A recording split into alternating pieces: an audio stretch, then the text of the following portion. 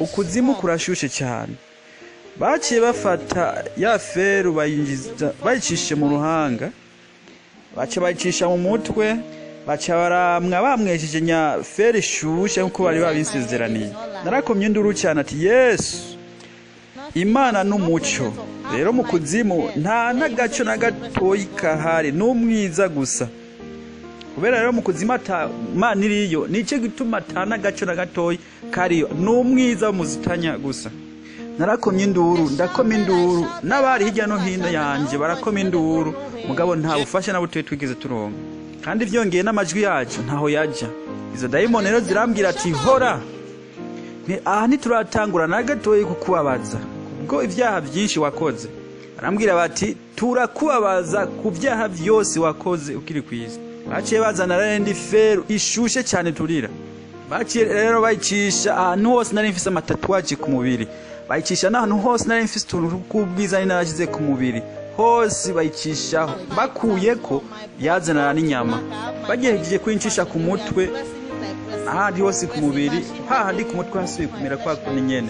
Cyanibuka yuko mutoyi wanje Finda ariko arambwira ijanye na gihonomo n'ukuzimu, yakunda kumbwira yuko abantu bose bari bazokoma babazwa ibihe byose. Kandi rero nanje sinigeze mpagarika kurira. Hanyuma kandi ndatahura neza yuko nzokwama ndiko ndababazwa ibihe byose. Hanyuma baca banyugurura umunwa, ururimi, amenyo, barayakweze barayakurayo hakujya ku muntu ahekenye ibiyoba. Niko umuntu yofata ipenzi agafata iginyo rimwe rimwe agenda rirandura iyumvira ubwubabare. Amadayimoni yaciye azana amacupa asa by'ukuri n'amacupa twahoranwa mw'inzoga nkiri kwisi. Nico gituma Bibiri ivuga yuko Satani ari umubeshi. Ukuravye iryo cupa banzaniye ryari isa by'ukuri n'amacupa y'inzoga twakunda kunywa tukiri kwisi. Amadayimoni yaciye arampata yakira unwe. Kubera yuko inzoga cyari kimwe mu byaha nazize, naranse ati sinwa. Mugabo indani mu mubiri narankeneye ivyonwa kuko hari hashushe cyane. Byukuri biragoye kwihanganira ubushuhe buhari. Nahavuye ntazi yuko ari acide. Iyo acide rero yaciturira byose byo munda ibimanura kugeza hasi. Cye mfatanya cupa candarire kurira hasi. Cye ntangura gukoma induru aho mu gihe acide yari kiratabagura ivyo munda yanje. Cye nkoma induru ndavuga nti nukuri zishobora kandi kongera kubinwa. Naravuze ngo Yesu ibi ntavyo nshoboye kandi. Abadayimoni barambwira ati hora hano nta kigongo kihari. Cye ntangura kubasaba ndababwira ati byukuri nimubabarire je nari impfuvyi byose nabikora ku kutamenya. Dayimoni aranyishura ati hano nta vy'ikigongwe. Bo rero mbere bace baja mu byo gutwenga gihe jewe nariko ndarira niyo iryosoze. Bace baravuga ngo ubu naho tugira tuje mu bimba by'irondoka vyawe. Ntangura kwibwira no kwibaza ati mbega ibi byose bisigura iki? Ibi ni biki? Naramagaye izina rya Yesu mugabo nta numwe yanyitavye. Aha cyagira igihe mbere cye ntangura kubasaba ndabinyinga ngo bangirire imbabazi. Ababwira ati by'ukuri nimungirire imbabazi, je mfuma ndabasaba ndabasenge nimungirire imbabazi. Mukanya gatoyi baciye bamanika hano hejuru. Umudayimoni acirambwira ati ngomba ndakwabaze mu bice byawe by'irondoka. Kandi iyo byose iyo dayimoni yayivuga iri kiritwengera. Kandi by'ukuri nari nzi ko babikora kuko ntibafyina. Ya dayimoni kiravuga ati kubwo inda wakoroye ukiri ku isi kandi no kubera ubusambanyi wakoze ahana hariya. Ya dayimoni zirambwira ati mbega nimba Imana yarashizeho ibitsina ko bikwiye gukoreshwa bubatse gusa. Dayimoni rabandanya irambwira ati abantu benshi, abagore, abagabo benshi bari mu nzira bazi no badusanga ino kubera ubusambanyi. Rero no munsi ngomba ndakubabaze. Ubwo nyene baciye bazana ikintu kimeze nk'icyuma rifise ingobe. Ubwo nyene nca ndabasaba ndabatakambira byuko ndabingize ndabatakambiye ntimunyigisho kintu mu mubiri. Ndabatakambira ati byukuri ni mumbabarire kuko ibyo byose nabikora kukutamenya. Muri ako kanya nyene nkiriko ndabasaba naziye numva bakingije mu bimba byanje by'irondoka. Hanyuma rero baca barasega n'ibiguvu byose. Ivyo munda byose bica birasohokana na nyanyacumu bisesekera hasi. Narakomye induru n'inguvu zanje zose. Naravuze ati nukuri ndabingize ni mumbabarire. Muri ako kanya abandi badayimoni nabo bari mu mu bindi bice by'umubiri bari kubakora ibindi bimbabaza. Igihe rero bakwega iryo cumu barikuye mu nda, jewe narakomye induru, umugabo bobo baguma bitwengera. Baca bongera kandi barasubira. Ca barambwira ati mbe ukomeje induru niki kubera kutaryoherwa, mbega ibinyazi byo bakunda gukora ukiri kwisi. Ca navuga ati y'ukuri ndabinginze nimumbabarire. Mukurira narira ati finda mutoyi wanje kubera ko utafashaga kone nkubite kugira ngo ibi byose sibishikire. Naravuze ati Pasteur Emeka kubera ko utankubise kugira ngo sintahirino. Ndavuga kandi mbega Yesu kubera ko utanyiyeretse kugira ngo umbuze sintahirino. Navuga ati kubera ko mwandetse nkakora ibyo nshaka byose kandi nari umwana. Baca barandeka ndagwa hasi. Ntangura kwibaza yuko bagize ikigongwe, ariko ngo baciye bamfata kandi baramboha n'iminyoro, baca bantera mu muriro. Nkiri kwisi abantu barakunda kuvuga iby'umuriro, umuriro, mugabo jewe sinigera nibaza by'ukuri ku muriro bavuga uwo busukuri hano. Umuriro w'iyepfo mu kuzimu utandukanye n'uwaha kwisi, kuko wowe umeze nk'ikirunga, iyo bawutereyemo wibiramo ahubwo umuntu yibira mu mazi hanyuma bikakurengera. By'ukuri niwajyayo uzokumira, uzokwisanga uri munsi muri nyamuriro ubona abandi bantu muri ko murashana. Igihe rero banta muri nyamuriro nibaza yuko ngomba mfe, amazi aruguruka muri nyamuriro, nkinyuganza nkanatembera muri muriro, nkinyuganza ndi muri nyamuriro. Umunwa ugabandanya ukoma induru uri muri nyamuriro. Narashobora no kunyuganza amaboko ndi mu muriro, nkabona abandi bantu bari kubakoma induru bari mu muriro. Ndibaza ati none byose bisigura iki? Ndibuka ko mutoyi wanje Finda yakunda kumbwira yuko mu kuzimu cyangwa mu muriro ata muntu apfa, akambwira yuko umuriro wo mu kuzimu utica. Mubwira ati Imana si inkozi y'ikibi kubyo yoreka ngo abantu baje mu muriro bame bariko barasha ibihe byose, izoduhana n'ivyo nubwo turabanyavyaha hanyuma idusohore muri nyamuriro. Ariko sinatahura yuko ko ari daimoni ziriko zintera imigi ngo mbandaye nkora ivyaha. Narabonye ikintu kimwe ndi mu muriro, narabonye ikintu cyagendagenda nk'umusiba, hanyuma nyakintu kica mbere kirananja, kica ndataruka ndi mu muriro. Aravuga ati mbega ibindi nibiki biko bimfashe, abadayimoni bambabaje none ubu bantaye mu muriro, none navyo nibiki? Naguma nkobe ndura ati nimumfashe mungire ikigongwe. Jewe nkiri kwisi bari banyigishije yuko icyaha gihambaye ari ukwica umuntu, kandi jewe nanje nta muntu n'umwe nari bwice. Icyo twakora gusa kwarukurira, umuntu wese rero mu muriro agerageza kwirwanira ukwiwe, agerageza kuraba ukuntu yosohoka ngo ave muri nyamuriro. Umuriro rero umuntu wese agumarira, inyota nayo ikankijya nino, aguma nibaza ati mbe ibintu nibiki ndimwo, ntabyo nari bwigire mbona kuva mu buzima bwanje. Kanya gatoyi naziye mbona umuco mwinshi, uwo muco naziye mbona uza ucurankwega nkura muri nyamuriro nduza hejuru. Cyanibaza yuko mbere ngo babantwaye ahandi kumpana, cyanibaza yuko bantwaye ahandi hantu kugira ngo barushirize kumbabaza. Ace nisanga ndi imbere y'umugabo mwiza muremure yambaye impuzu zera, andaba acazongagiza umutwe hanyuma acarantwara hirya. Ntangura rero kumukurikira, ama mu mwanya aca dushikira ibarabara ryagutse, niho naciye menya neza yuko ikuzimu ari epfo. Aca rutangura kuduga, aca dushikira ibarabara ritoyi tudashobora kugenda tubangabanganywe, wewe wacaje imbere nanje je inyuma ndamukurikira. Mbere yuko ndangiza nagomba manzi ndakubwire ivyo Yesu yambwiye ko no kugabisha ko ubabwire ngene ukuzimu wabonye kumeze, ubabwire n'ukuntu wababarijweyo. Yaravuze ati umuntu wese agira mu rusaku, umuntu abarementaniriza abandi, abanyakazika, abantu b'inzigo, abantu banka gutanga imbabazi, barakubwiye guharira mugabo we wagumanya akazika mu mutima wawe. Yaravuze ku bantu batagira urukundo, yaravuga ku basambanyi, no kuvuga kurangura amabanga mpuzabitsina mutubakanye, kwiba. Yarambwiye yuko abakenyezi benshi bubatse bari mu nzira bagikuzimu kubera ukwiba, no kuvuga bakira amafaranga mu mifuko y'abagabo babo, umugabo atabizi, bakihumuriza bavuga ngo ni ivy'umugabo wanje, ndafise uburenganzira bwo gutura ku mafaranga yiwe. Mu gihe rero mwe n'abo bakenyezi batibutse kubibwira umugabo wiwe ngo abimenye ko batoye amafaranga, abo bose bazoherera mu kuzimu.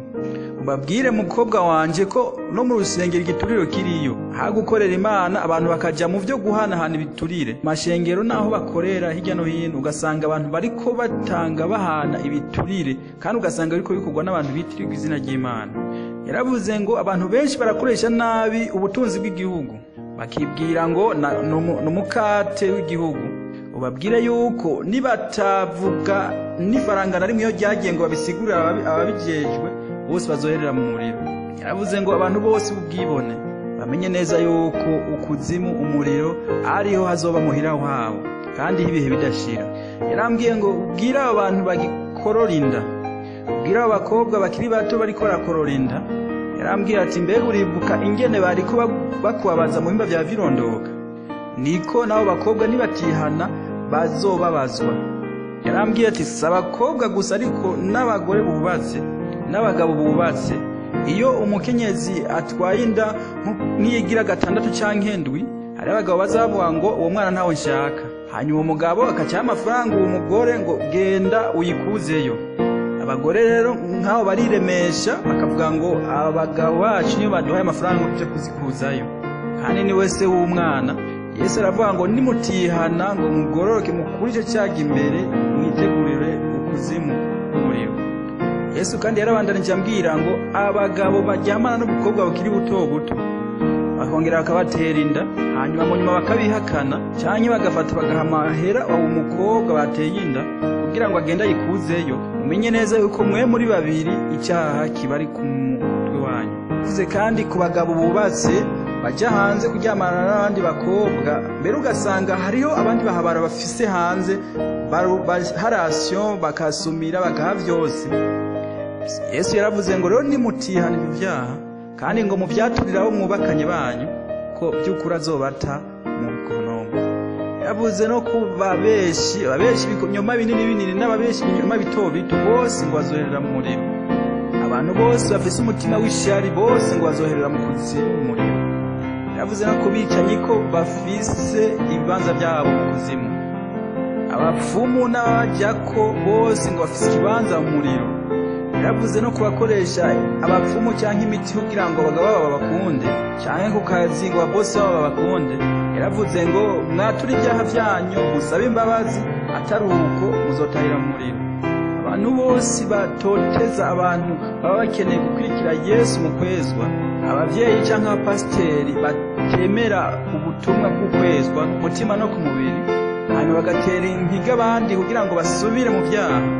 Abapasiteri rero bazoja muriro ari benshi, kuko abenshi usanga bariko baragaya canke bagahakana message ibivuye ku Mana isaba abantu kwambara uko bikwiye, mbere no kureka kwambara ubudede, amaherena canke ibikomo. Abo bose bazoca muri gihonomo, abo bose bagisenga ibigirwamana. Abari muri ya miryango yo mwibanga, nimwatura ibyaha byanyu mwihane kandi vy'ukuri, kuko nimutihana neza kandi vy'ukuri mugapfa mugifise amaraso y'abantu mwishe ku maboko, inzira yanyu nigana mu mahonero. Yesu yarabandanije arambwira ngo umuntu wese yahukanye ntashobora kuzongerera mu bwami bwanje. Cyo kimwe n'abo bagabo bahevye abagore babo bakaja kurongora abandi, unyaragase hakiri kare usubire ku mugore wa mbere. Cyo kimwe n'abo mugore warataye umugabo wa mbere hamukaja kurongwa ku wundi, umenye neza yuko ata muntu yahukanye ashobora kuzora kugambwa ijuru. Yesu yarambwiye ko ata mugore agira 2, 3, 4, 5 ashobora kuzogira mu bwami bwiwe. Ho Yesu ngo amenya kandi yemera umugore wa mbere. Cyo kimwe no ku mugore yataye umugabo wa mbere akaja kurongwa ku wundi. Cyo kimwe nawe mugabo ubana n'undi mugore kandi umugore wa mbere mwatanguranye akiriho, umenye neza yuko atabwambwa ijuru uzohonyuramo. Yarambwiye ati bwira isi ko umugabo cyangwa umugore wese ashira amameshe ku mutwe, kuko hariho abagabo bashira amameshe ku mutwe bakita ngo naba homo gay. Ntimwimweshe nk'abarasta cyangwa ngo mushire ku ibindi hejuru ku mushatsi, gifuka wa mushatsi wa mbere wavukana ntimubikore. Yarambwiye ati ntimuhindure imishatsi ngo mugiremo amatentire cyangwa ngo muyidefrize ngo uyikore ihindure ibara. Abagore kandi birinde kuza barimwesha ibipara. abagore canke abagabo mwirinda amarasita canke amadredi ku mitwe yanyu. Acaraza no ku nyambaro yaranyeretse amashengero amwamwe aho usanga abantu benshi bambara batikwije. Yarambwiye ngo nzota mu muriro umugabo canke umugore yambara impuzu zitamukwiye hagenda yerekana ibice bimwe byo ku mubiri. Impuzu zicapa forme yiwe bigatuma abandi bashobora kumwipfuza. Abo bose nzobata muri gihonomo. Yarambwiye ati umukobwa wanje rabo bakobwa bazanga kuri iryo shengero bambaye amapantaro, kandi naravuze mu ijambo ryanje yuko atamukenyezi canke umukobwa akwiye kwambara ipantaro canke ngo umugore yambara impuzu z'abagabo. Umugore rero canke umukobwa wose yambara ipantaro ry'abagabo yiteguriye gutahira gihonomo. Ivyo na jewe imbere ntavyo narinzi, mugabo igihe ngarutse nugure Bibiliya narabonye by'ukuri ko vyanditse ko umugore adakwiye kwambara impuzu z'abagabo, kandi ko umugabo nawe nyene adakwiye kwambara impuzu z'abakenyezi, kuko umuntu wese akora ivyo aba yahejeje gukora ikizira ku Mana. Subira mu Vyagezwe 22 ku murongo wa 5. Niwagaya rero ico Bibiliya ivuga, umenye neza yuko uri mu kayira utera ugana ukuzimu umuriro. Niwahitamwo rero kumvira paseri gusubya Bibiliya, umenye neza ko ari wewe nyene uriko wibabaza. Yarambwiye ngo mbwira abantu barike kuza baricapako canke bitabagura bicako imirongo ku mibiri yabo, canke bakagira bimwe bita amatatuwaje, canke ngo bahindure uko urukoba rwabo rusa. Hanyuma naramubwira nti by'ukuri jewe nzobabwira. Iyi mirongo yo muri Bibiliya ihakana ivyo bintu byose. Amatatuwaje canke kwicapako canke ibintu bitabagura ngo ariko rondera ubwiza birabujije usomye mu Balewi 19 ku murongo wa 28. Yarambwiye ngo birinde kuza baragendana ibigirwamana ku mibiri yabo, no kuvuga bijya bidede abantu biyambika ntabyo nshaka. Yaravuze ngo uribuka ivyo navuze mu Balewi igice cya 20 umurongo wa 23. Avuga ngo ntimuze mugendere mu migenzo y'ihanga ngiranze nirukane imbere yanyu. Yesu yaciye atangura kunyereka ibintu byari ku mubiri w'umugore umwe, amamenshi, ubudede canke ibikomo. Yarambwiye ati ivyo bintu ntibiva kuri jewe, bomba amave ndagusubiza hariya mu kuzimu kugira ngo ndakwereke umuntu ari nyuma y'ivyo bintu byose abantu biyambika. Nawe wiyambika ivyo bintu, ubudede canke ivyo bindi byose witwaza ngo biri mu migenzo y'iwanyu, umere neza ko iyo migenzo iri kigutwara muri gihonomo. Nimba wambara amashenete, amabage, amaherena, ibikomo, menya neza ko uri mu kayira mwibarabara utera ugana ukuzimu. Niwavuga ngo ngiye kwikura ibyo bintu byose by'ubudede amukagumiza kuri iyo bage, uri kutakaza umwanya, kuko ngo naho vyanditse muri Bibiliya ko bizogira mariage twambaye impeta. Imirongo ngira mvuge nigira twemeze neza yuko udateza kwambara ivyo bintu. Yeremiya 4 ku murongo wa 30, Timoteyo wa mbere 2 ku murongo w'9, Yesaya 3:18 kugeza ku murongo wa 24, Petero wa mbere 3:3. Umwami rero arabuza ibintu byo kwicagagura imirongo ku mubiri cyane baja kwibagisha kugira ngo babahindure amashirurgie esthétique. Yesu rero yaranyeretse amashengero menshi mu isi. Yarambwiye amakorale menshi ku isi sa yanje. Yarambwiye ati muri no minsi amakorale menshi yuzuyemwo ishari, inzigo, busambanyi, insaku. Murajya amagroupe do korale ubona, murajya amakorale usanga benshi baryamana, abandi nabo bakambara batikwije bakaja imbere y'abantu ngo bariko bararirimba ngo bariko baririmbira jewe, bwire yuko indirimbo zabo zidashobora kunshikira yondi. Abagabo batagira urukundo ko bubakanye babafata nabi bakabajya umutima, ugasanga mbere bitwararitse ubundi muhabaraho hanze. We wa mugabo uhenda umugore wawe kumba ufise ubundi hanze, ugasanga mbere ufise umwana hanze wo mwubakanye akabatana ibyazi, ugasanga umushahara wawe waragawe mwo kubiri, umwe ukaja mu bahabara ubundi ukawuzana mu rugo. Ubwirizwa kwaturira uwo mwubakanye ayo makosa yose wakoze, kandi umusaba kubabarire, kandi wongere usabe umwama guharire. Abagabo benshi rero bisanze mu muriro ko batigeze bagaragaza urukundo nyakuri ko bubakanye. Yarambwiye ati abagore benshi bari muri gihonomo kubera batubaha abagabo babo. Abagore benshi nabo bakishurana amanyama cyangwa utubaha abagabo babo. Abandi nabo gasanga ntibubaha abagabo babo kubera yuko basanzwe baronka amafaranga. Igihe umwami rero yereka ukuzimu mushiki wanje ayo, yaramubwiye ati umukobwa wanje warankoreye, ngabe ikintu kimwe cyo wavuye guta mu muriro nuko igihe cyose umugabo wawe yaragukeneye wamwankira ukavuga ngo ndafatiriwe ndarushe. Wewe wa mukenyezi rero wanyira umugabo wawe ugahava umutera mbere kujya kuraba abandi. Umwami rero aravuga yuko nutihana uzorangurura muri gihonomo. Nimba wagiye ku mugabo kubera yuko wabona ko atunze kandi utamukunda, ni wewe uriko wibabaza, ubwirizwa kumwubaha. Yaravuze yuko bamwe muri bo mbere usanga baje hanze kurenga ibigo. Bamwe muri bo mbere barazi yuko mu bana bafise ko hari umwe atari umugabo wiwe yasumye hanze, bakabinyegeza abagabo babo, akaguma amubwira ko bose arabiwiwe. Rero uri muri abo bagore umenye neza yuko uri kuhenda umugabo wawe hano ku isi. Mugabo rero ngo nutavyatura umenye neza yuko umwami azoguta mu muriro.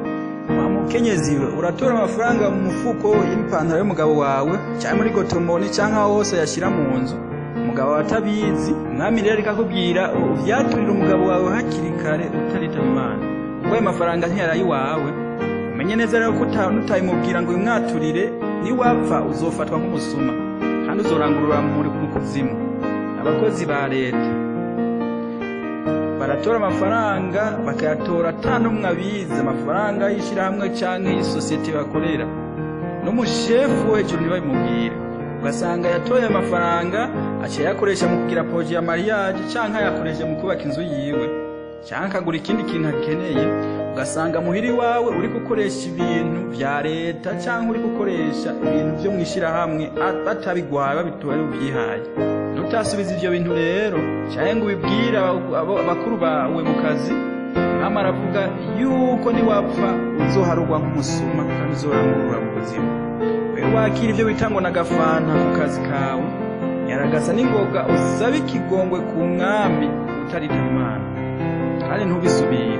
Nimba wobutse abantu bo baratwaye amafaranga, yaragasa yabasubize impapuro z'amagendo, ugafata amazina yawe ukayahindura, waye amahera umuntu ngo akore ikibazo mu kibanza cawe kandi ukabukora ukoresha diplome y'uwundi, uvuga ngaho ko wibye cyangwa watwaye iteka ry'uwundi muntu, wakora umutricher umusuma.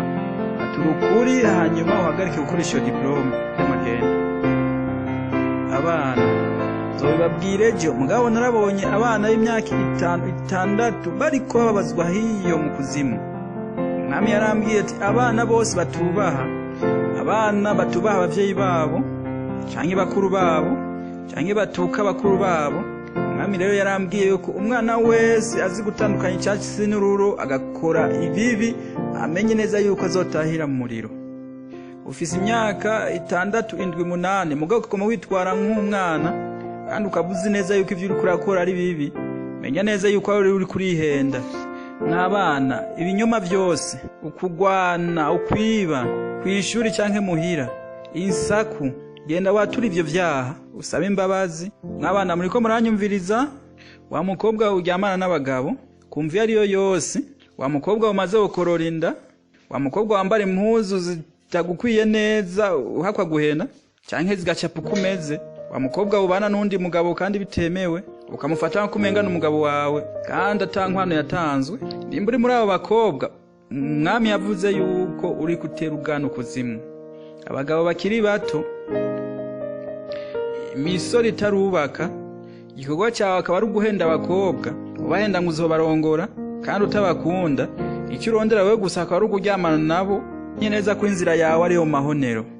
Unwa amasigareti, unwa inzoga, urya amabwate donwe, ukambara impuzu zitagukwiye neza ukagenda urayenera abantu, cyangwa ukambara impuzu zikubana zikagucapa, ukambara amaherena ukagira ibisuko cyangwa amadred ku mutwe.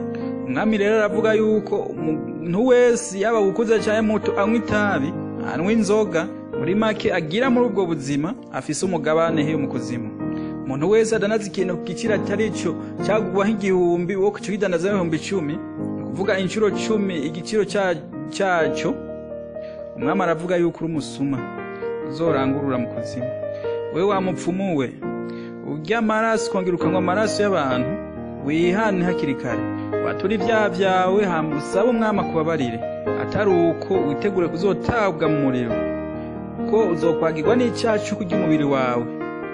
Umugore ubana n'umugabo kandi umugabo wawe akaba atagukoye, ukabana nawe kubera yuko umufitiye umwana, ukabuzi neza ko umugabo atigeza gukwa, ukisigura uvuga yuko turiko turarondera amafaranga kugira ngo azoje muhira kuri gutanga inkwano, umenye neza hamwe Yesu yoza hagusangaho canke umunsi wopfa uzoba uri ku rutonde rw'abamaraya, umugabane wawe uzoba ari mu kuzimu. Umugore wese yishira mu busambanyi ukabigira n'umuntu mutubakanye, ukabura umukobwa cyangwa ukabura n'umugore, umugore wese aryamana n'umugabo batubakanye biciye mu mategeko, cyangwa umugore aryamana n'abagabo benshi kugira gusa biryohere, umwami avuga yuko abafata nk'abamaraya. Nicyo gituma nanje ndi mu kuzimu nababaje cyane mu bimba byanje byirondoka, ko kuryamana ari ivy'abubakanye biciye mu mategeko gusa. Abantu bisiga ibintu bibahindura mu maso, amapudre, amakiyaje bibahindura mu maso, abantu bisiga amapentire ku maso, amapudre, amakiyaje ku maso yabo kugira ngo bahindure uko basa, amaverni. Umwami basaba kubihagarika kubera tugabishije muri Yeremiya 4:30, Yesaya 3:18 kugeza mu 24, Yeremiya 4:30, Yesaya 3:18 kugeza mu 24. Wewe ufise umutima wuzuye ishyari, ubusambanyi, inzigo, ubwansi, ukanka abantu atanico mbere mupfuye, ubwirizwa kwihana. Ufise ururimi rubi ukamuvuga abandi nabi, ufise ururimi rubi gabibi rukaba rumaze gusambura ingo mbere n'amashengero, rimwihane bihagarike. N'abakoresha ururimi rwabo kugira ngo bavume bakipfuriza ikibi abandi, kugeza no ku bana babo abamaze kuba baja mu bintu by'amamaji kugira ngo batere imbere cyangwa base neza, kugeza no mu bana bo mu muryango. Mubwirizwa kwihana mukarekura abana b'Imana mugisha, bagumanya akazika ku bandi, kugeza naho batakiramukanya. Mwihane gukora ivy'amahoro, umugabo n'umugore bubakanye, umwe wese avuga amakosa yagiye akorera ubundi, baturiranire kandi bahariranire, atari uko nta juru muzobona. Naho mwoba mukijijwe gute, abambara ubudede, abashira imishatsi ya fo ku mutwe, amadredi, canke bafise amatatuwaje canke ivyo birabaga ku mubiri, musabe Imana ibaharire, muhebe ivyo bintu. Nimutabikora ni mwebwe ubwanyu muzomuriko mwikorera nabi, kuko ari umuriro barindiriye. Nawe wenyene wicagagura ku mubiri canke ugahindura umushatsi ukayudefriza, ugahindura ibara ry'umushatsi wawe, niwapfa ntuzusanuke. Umwami akubwiye ngo umukobwa wanje ayo maherene agutwaye mu muriro.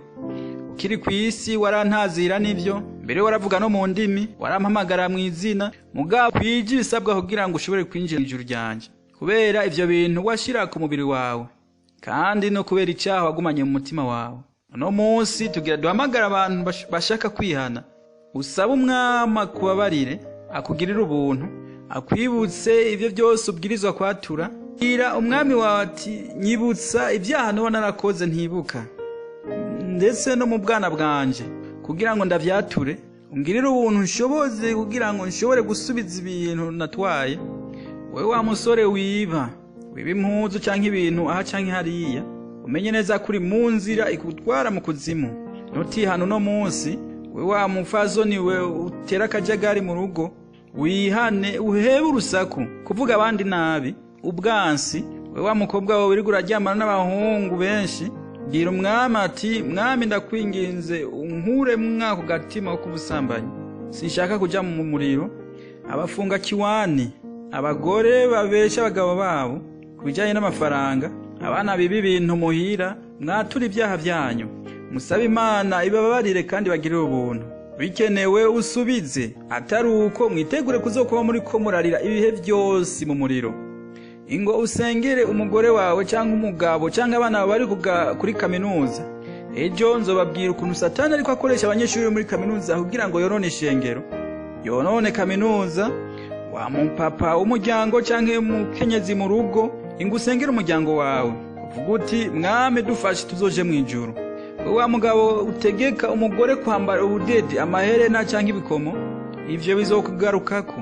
Nawe wa mugore we ugwanya ino message ukavuga ngo je ntabyo nemera, sishaka kura amaherena yanje, ishengero ryanje ntiribimbuza, menya neza ko ari uri kubigirira nabi. Baragoba abavyeyi bafata nabo abana babo bakitwaza ngo uhajya ntuhaje, rirya shingiro nturyinjiremwo, ngo iyambarira ipantaro, iyambarira amaherena, ambara bino bikomo cyangwa amashenete, kugeza naho mubakubita, kubera yuko baba banse kwambara ivyo bintu canke bagwanyije ivyo bintu babwiye. Ni mwebwe bavyeyi mukora ivyo muzokubitwa hariya epfo mu kuzimu.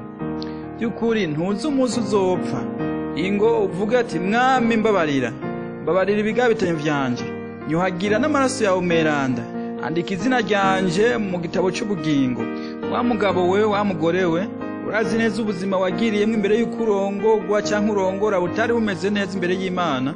Ingo ubwire Imana uti mbabarira, uhanagure kahise kanje. Abantu benshi bazoja muri gihonomu, ntuje mu kuzimu canke mu muriro.